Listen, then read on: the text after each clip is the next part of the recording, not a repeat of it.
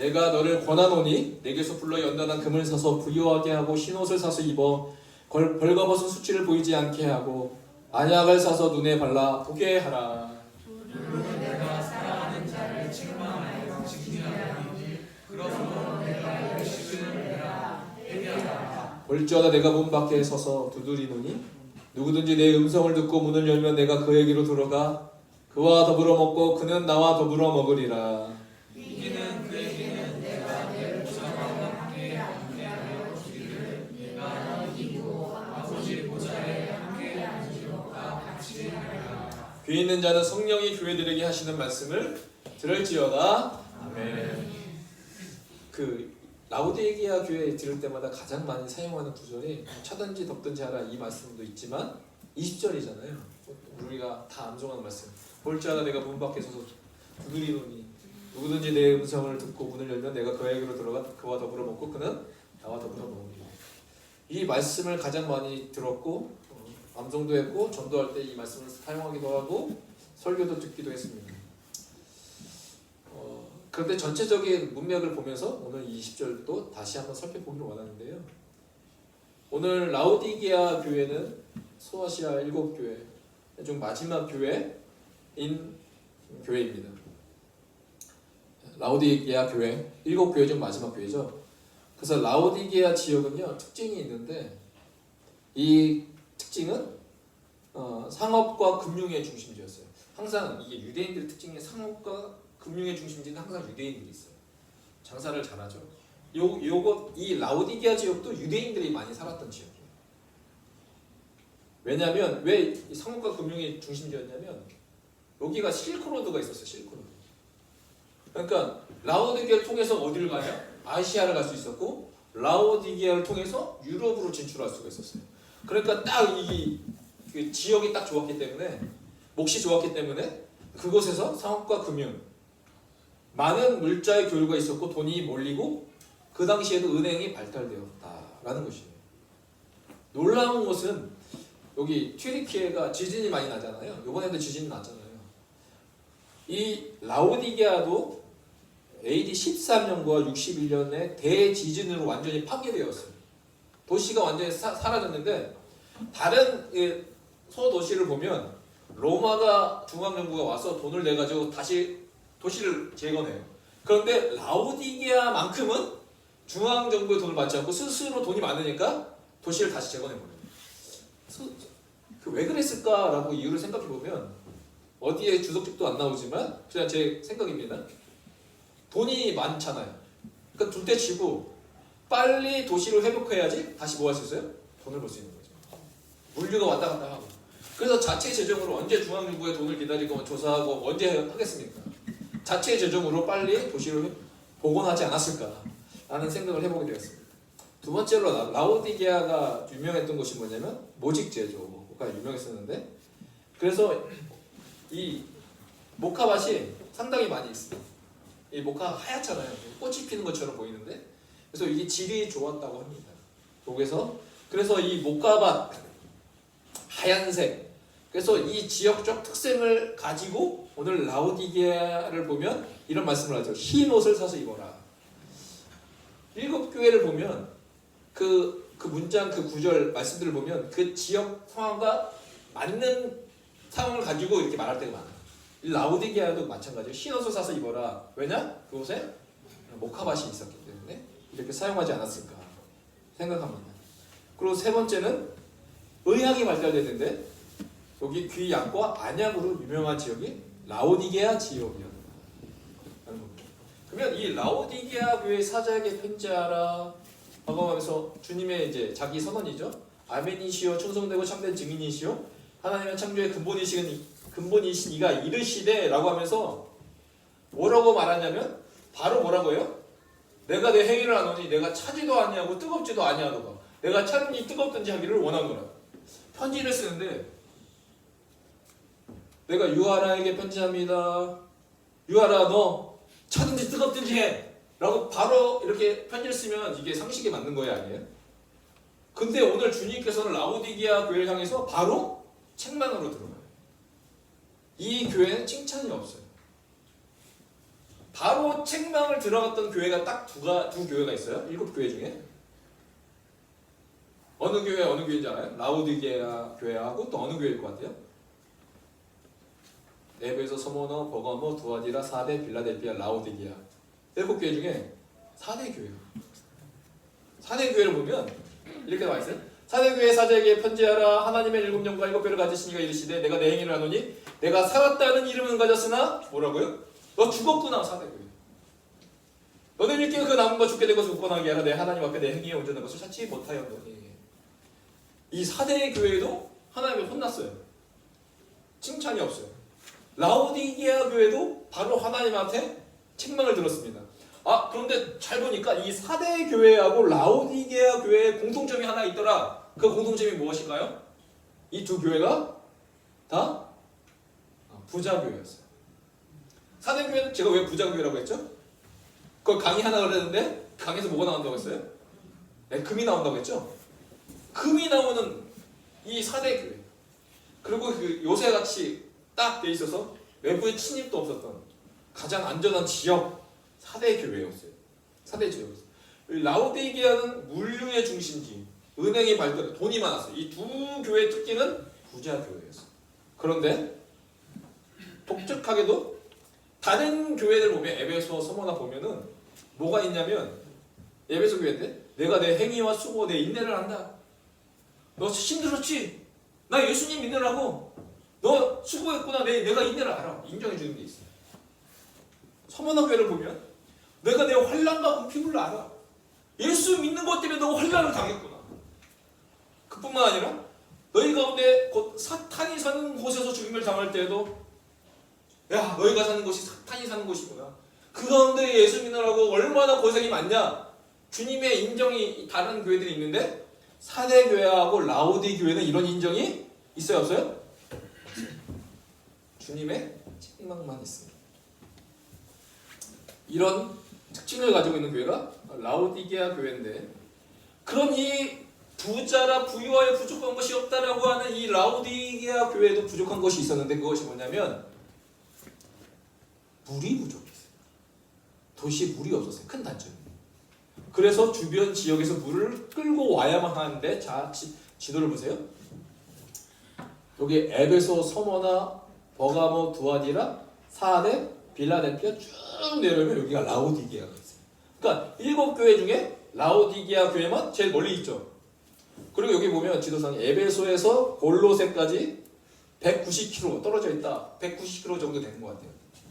근데 라오디게아의 이 도시에서 가장 가까운 도시가 뭐냐면 히에라폴리스라는 도시가 있고요. 오른쪽에 좀만 가면 뭐가 있어요? 골로새서의 그 골로새가 있는 거예요. 그러니까 이 세 개가 가까이에 있었어요. 히에라폴리스, 골로새.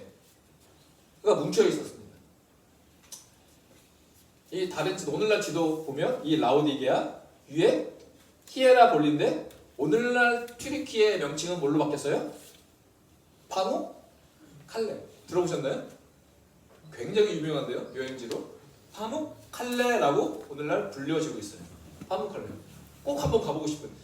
터키의 3대 그 관광지 중에 하나가 파무 칼레입니다. 그리고 두 번째가 여기 골로새가 있어요. 그래서 이 라오디게아를 중심으로 이 삼각형 모형을 가지고 있는 지역 파무 칼레, 히에라폴리, 골로새, 라오디게아 이렇게 있어요. 있는데 오늘 이 골로새서를 보면 사도 바울이 이 지역에 대해서 말하고 있는데 골로새서 4장 13절에 보니까 이렇게 나왔어요. 그가 너희와 골로새죠. 골로새 교회와 라오디게아에 있는 자들과 히에라폴리에 있는 자들을 위하여 많이 수고하는 것을 내가 증언하노라. 라고 오늘 바울의 관심도 이 세 지역에 대한 관심이 있었어요. 그뿐만 아니라 골로새서 2장 1절에 보니까 내가 너희와 골로새와 라오디게아에 있는 자들과 무릇 내 육신의 얼굴을 보지 못한 자들을 위하여 라고 말하는 거 보니까 라오디게아와 골로새 바울의 가기 이전에 이미 교회가 있었다는 것을 알 수가 있습니다. 내 얼굴을 알지 못하는 자들라고 말했기 때문에. 그런데 한 가지 더 말하죠. 골로새서 4장 16절에 이렇게 말하고 있습니다. 이 편지를 너희에게 읽은 후에 골로새 교회에 보냈으니까 골로새 교회에 읽은 후에 뭐 하라고 합니까? 라오디게아인의 교회에서도 읽게 하고 또 라오디게아로부터 오는 편지를 너희도 읽으라 그래서 이 편지를 돌려서 와라 해서 이걸 회람서신. 그래서 이 세 지역은 같이 뭉쳐서 한 곳으로 볼 필요가 있습니다. 왜 그러냐? 이 파묵칼레가 이 오늘날 팔묵칼레라 불리는데 뜻이 목화성이에요. 아까 목화 사진 보였죠? 목화가 무슨 색깔이에요? 하얀 색깔이죠. 그래서 하얀 성과 같다 해서 오늘 파묵칼레라고 불리는데 이 파묵칼레가 파묵칼레가 이제 목화성이고 옛날 히에라 볼리는 거룩한 성읍이라는 뜻을 갖고 있습니다. 근데 이 히에라 볼리에서 누가 죽었냐면 예수님의 12제자 중에 한 명의 빌립이 순교한 장소가 바로 히에라 볼리 파묵칼레입니다. 그러면 파묵칼레 여러분 사진 보면 아 여기야 라고 말하실 건데 TV에서 보셨을 거예요. 물어볼게요. 보셨는지 안 보셨는지. 이거 보신 적 있으세요? 우리 권사님들 안 보신 것 같아요. 이쪽은 보신 적 있으세요? 네, 봤죠? 여기 온천이잖아요. 사람들이 이게 들어가서 뜨거운 물에 들어가서 온천하는 게 이게 파묵칼레 오늘날 대표 여행지 중에 하나예요. 이게 석회암 재질로 돼 있어서 자연스럽게 침을 만들고 이렇게 하얀색이 됐다. 그래서 이제 파묵칼레라고 불려집니다. 이게 오늘 히에라 볼리 성경에 나오는 지역의 이름입니다. 그런데 여기가 뭘로 유명했다고요? 온천으로 유명했어요. 뜨거운 물. 그러면 골로새는 뭘로 유명하냐? 이 골로새에 바바라는 산이 있어요. 골로새에 있는 산이에요. 보니까 산 위에 뭐가 있어요? 눈이 있죠. 그래서 여기는 항상 만년설이 있어요. 그러니까 눈이 있으면 그 눈들이 녹아지면 뭐가 돼요? 물이 돼서 흘러 내려가겠죠. 그래서 여기는 뭘로 유명한 냉수입니다. 냉수. 그래서 이 라오디게아 지역의 특성 중에 하나 부족한 것이 물이 부족했다고 했잖아요. 그래서 이런 수로를 팔아가지고 물을 라오디게아까지 받아내려고 했었습니다. 그래서 만들었던 것이 2000년 당시에도 상하수도 이 관을 만들어서 라오디게아까지 딱 물을 얻어 사용하기도 했다고 합니다. 자, 이 온천은요 뭘로 썼냐면 목욕과 직물 염색 및 그리고 치료 목적으로 온수를 썼고요. 냉수는 식수 정도로 물을 썼습니다. 그 물을 다 끌어다 온 거죠. 그런데 이 파묵칼레 히에라 볼리에 있던 이 뜨거운 온천수가 어디까지 지금 끌어당기는 거예요? 라오디게아까지 끌어당기는 거예요. 그리고 이 골로새에서부터 내려왔던 이 차가운 물을 어디까지요? 라오디게아까지 데리고 온 겁니다. 물을. 그런데 오늘 주님이 이 상황을 보면서 이 상황을 영적으로 라오디게아에게 말씀하시는 거죠. 뭐라고 말씀하시는 거예요? 내가 이같이 뭐한다? 미지근하여 뜨겁지도 아니하고 차지도 아니하다. 무슨 말이에요? 처음엔 여기 뜨거웠는데 라오디게아 오니까 이 뜨거운 물이 뭐가 됐어요? 근데 우리가 여기만 안다는 거예요. 오늘 주님은 이 골로새에서 왔던 이 물도 냉수 차가운 물인데 라오디게아 딱 가니까 이 찬물이 어떻게 됐어요? 미지근해집니다. 이 두 가지 사항을 말씀하신 거예요. 그래서 내가 이같이 미지근하다라는 말씀하신 겁니다. 여기서요 제가 말씀 준비하다가 전에부터 이해가 안 되는 부분이 딱 한 가지가 있었어요. 그게 뭐냐면 무엇일 것 같아요? 개인적으로 이해가 안 됐던 부분이 한 가지가 있어요. 15절, 16절 보면 주님이 이렇게 말씀하셔요. 뭐라고 말씀하셔요? 차든지 뜨겁든지 하기를 원하노라 라고 말씀하셔요. 그렇죠? 근데 오늘날 대체 우리가 말씀을 들었을 때 이 말씀을 목사님이 어떻게 설교하셨냐면 저도 그 영향을 받은 거예요. 대체로 영적으로 차지 말고 뭐 해야 져라? 뜨거워져라. 여러분들 신앙생활하면서 이렇게 설교하잖아요. 영적으로 여러분 미지근해졌습니다. 다시 한번 뜨거워지길 바랍니다. 할렐루야 하면서 막 기도하고 말씀 보고 그러잖아요. 근데 한 가지만 말하는 거예요. 그리고 차든지는 말씀 안 하세요. 부정적으로 해석해 왔어요. 만약에 목사님 교회 갔는데 목사님 다시 여러분이 차가워지기를 주의 이름으로 축복합니다 라고 하면 아멘 하실 거예요? 그거는 모르겠는데요. 여러분 주의 이름으로 차가워지기를 주의 이름으로 축복합니다. 아멘. 네, 아멘 하셔요. 아멘 하셔야 돼요. 아멘 하셔야 돼요. 주의 이름을 청하시기를 바랍니다. 아멘 하셔야 돼요. 왜? 제가 말한 게 아니라 누가 말씀하신 거예요? 주님이 말씀하신 거잖아요. 뭐라고요? 차든지 뜨겁든지 하기를 원하노라. 그럼 내가 차워지면 주님의 뜻이 아니에요?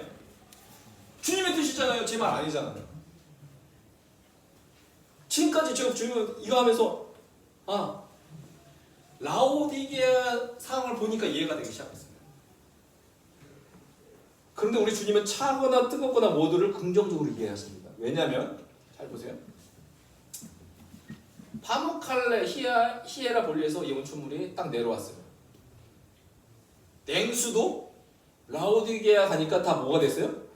미지근해졌어요. 이거는 뭐예요? 영적으로 보면 변질. 원래 본질은 뭐예요? 뜨거움이었어요. 원래 본질은 뭐예요? 차가움이었어요. 그것이 주님의 목적이었어요. 그런데 그들이 라오디게아에 딱 도착하니까 차가운 것도 뜨거운 것도 다 변질된 거예요. 미지근하게. 그러니까 차든지 뜨겁든지 되기를 원하노라라는 그 주님의 말씀이 이해되기 시작했습니다. 우리의 본래의 모습이 무엇인가를, 우리가 성도인데 무엇인가를 잊어버릴 때가 많구나. 다시 차가워지길 주의 이름으로 축복합니다.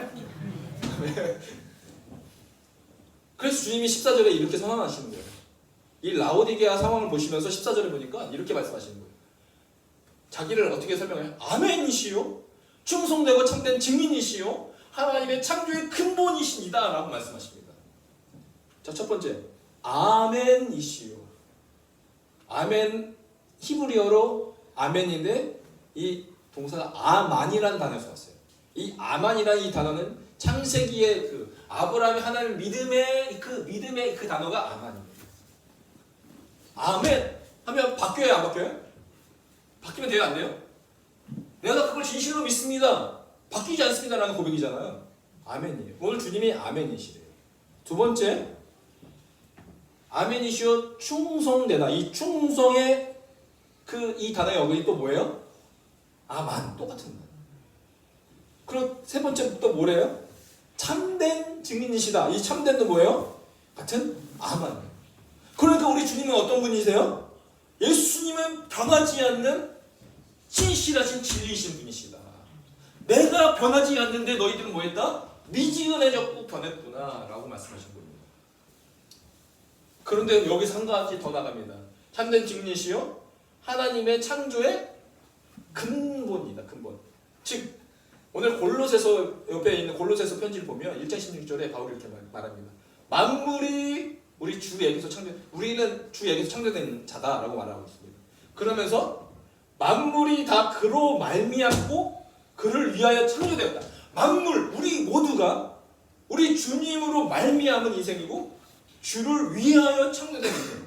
그러니까 우리의 모든 형상, 이미지, 하나님의 형상대로 받은 그 이미지는 우리의 모든 삶은 그로 말미암고 그를 위한 삶이 되어야 되는데 오늘 라오디게아 교회는 그렇지 않았다는 거예요. 변질되었다. 변질되었다. 그러니까 오늘 하나님의 형상은 원래는 뭐예요? 너는 온천 뜨거운 존재야. 너는 냉수 차가운 존재야 라고 만들었는데 그들이 라오디게아의 삶을 살면서 그 모습이 변질됐다는 거예요.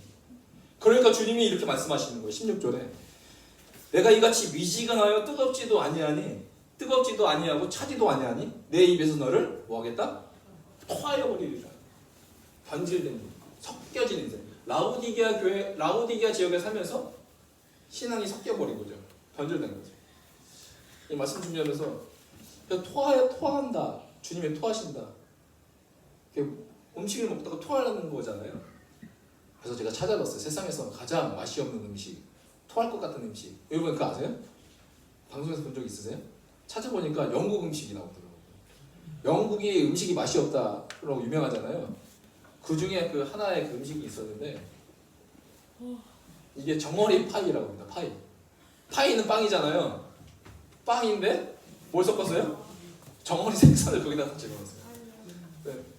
우리로 따지면 백설기 떡에다가 생선을 딱 집어넣은 거죠. 백설기 떡에. 이게 맛있는 떡. 뭐 할 것 같아요? 토할 것 같잖아요. 보니까 어울리지 않은 것들이 섞인 거죠. 오늘 주님이 말씀하셨어요. 이 라오디게아는 변질됐다. 그러면 왜 라오디게아 교회가 변질되었을까? 라고 했을 때 오늘 17절에 보니까 너를 토하여 버리라고 하면서 그 변질된 이유를 17절을 보니까 이렇게 말합니다. 라오디게아 성도들이 이렇게 말합니다. 내가 말하기를 그들은 뭐라고 합니까? 나는 부자. 나는 부자. 자기들이 지금 어떻게 바뀌어졌는지도 모르고 있어요. 근데 그들은 나는 부자라는 거예요 지금. 근데 거기서 끝나지 않았어요? 나는 부자라 부유하여 부족한 것이 없다라고 고백하고 있습니다. 난 부자입니다. 그리고 부유하여 부족한 것이 없습니다. 그런데 주님의 눈에는 공고하고 가련하고 가난하고 눈멀고 벌거벗은 것처럼 보였습니다. 왜 이렇게 변질되었느냐? 첫 번째 이유는 뭐예요? 라오디게아의 영적 미지근함은 바로 경제적 번영에서. 경제적 번영이 나쁜 게 아니에요. 그걸 통해서 하나님의 영광 올려드리면 되는데 이 라오디게아는 그 번영 때문에 그들의 신앙이 변질되었다는 게 문제죠. 경제적인 부유함이 신앙의 열정을 식게 만들었어요.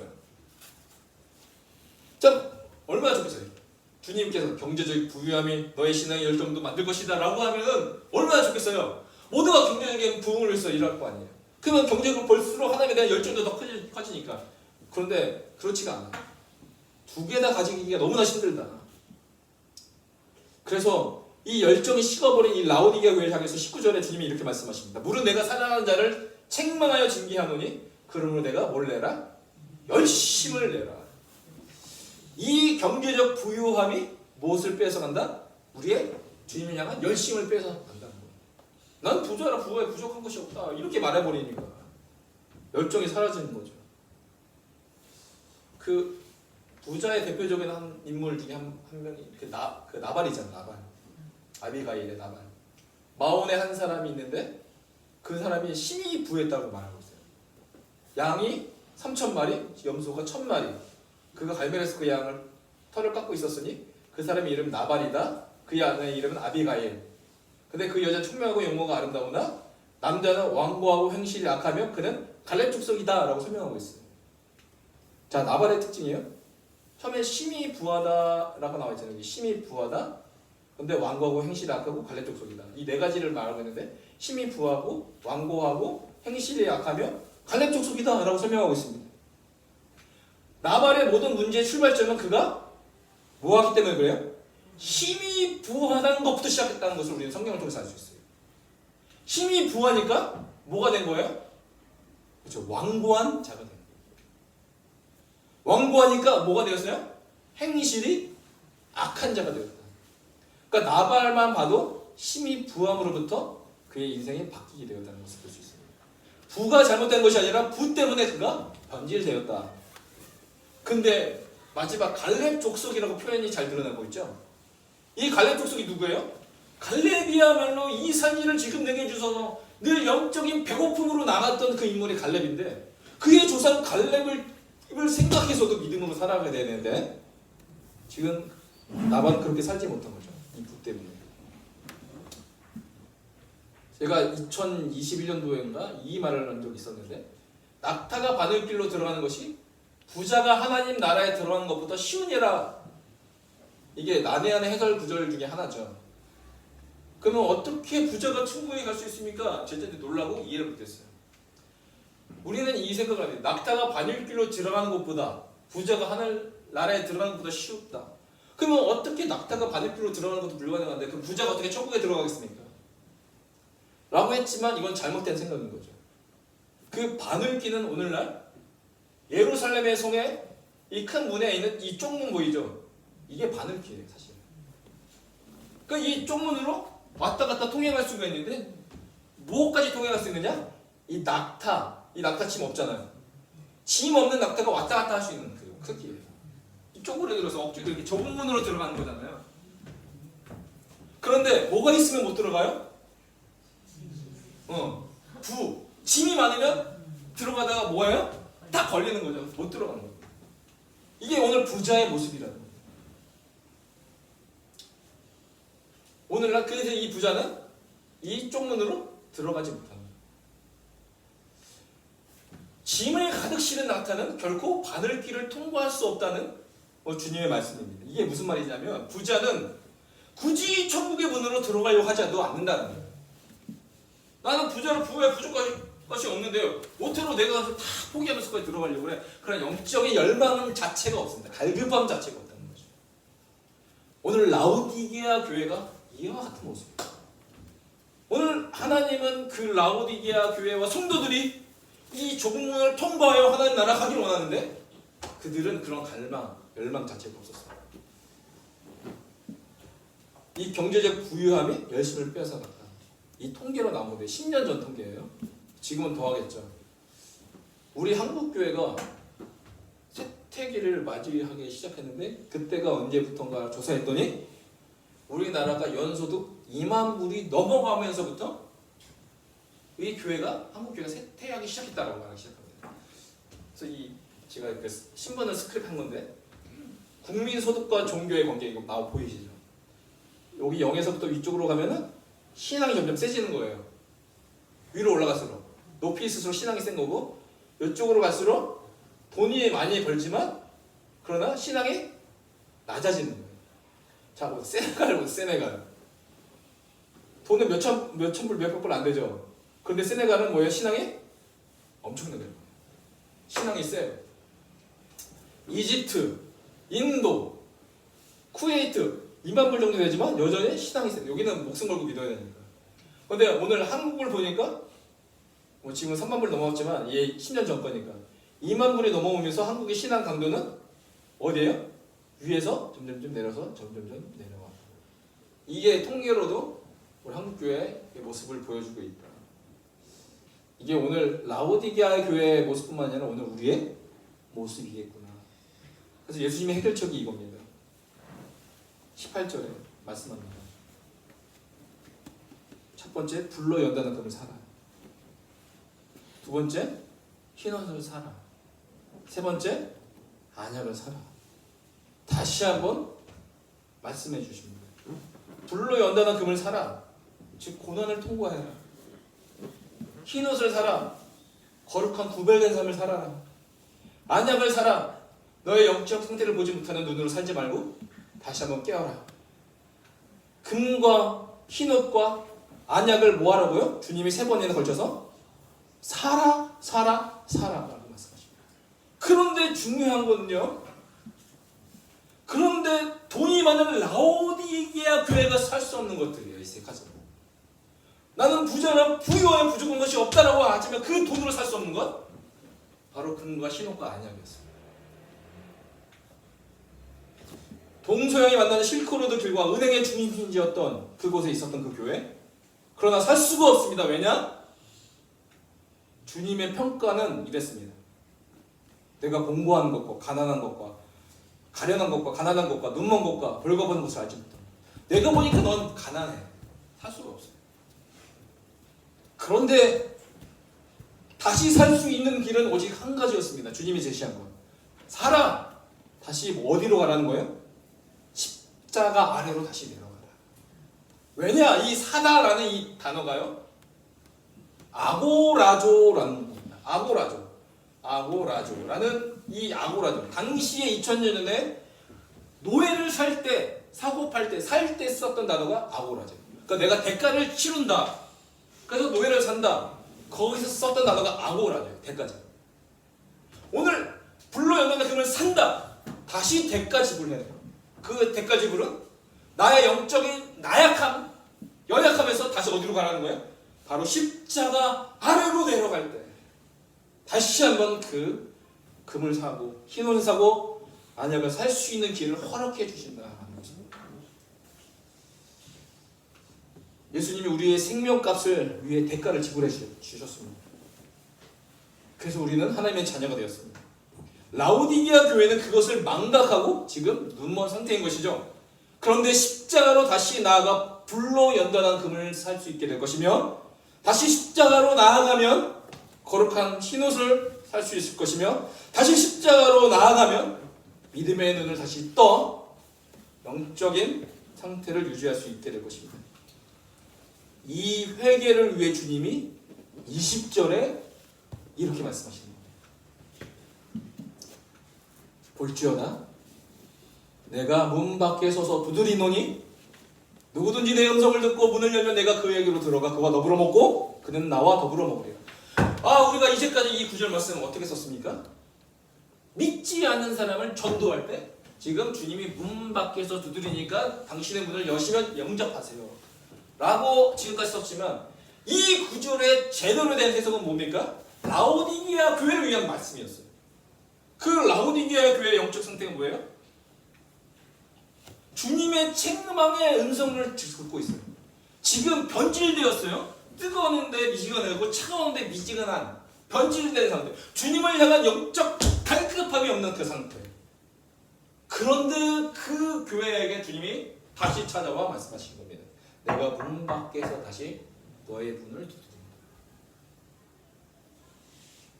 다시 문을 여는 자는 내가 너에게 다시 들어가 만찬을 다시 열어주겠다.